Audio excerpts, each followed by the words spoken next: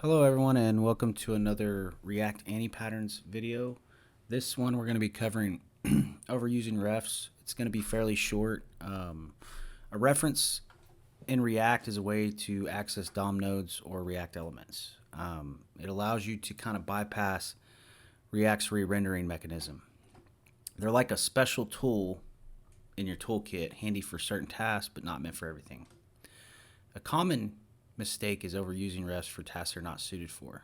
Let's go ahead and look at an example to where we have this ref overkill, and we're going to go ahead and add a name ref, and in the handle name change we'll go ahead and set that to whatever we're typing in the input, and we'll go ahead and show that value.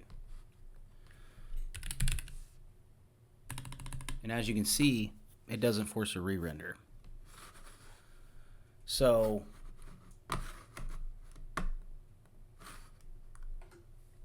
this approach is like using a sledgehammer to hang a picture.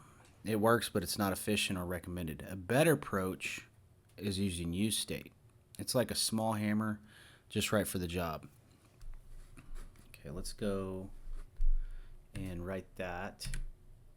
We have our just right component. We'll add our useState. We'll set that name in the handle name change, and we'll render it below. And now, as you can see, we have a value. It forces a re-render, and we're good to go. Remember, refs are powerful tools, but they're not always the right choice. Use them wisely. Thanks for watching. Like, share, and subscribe for more React tips. Thank you for and see you next time.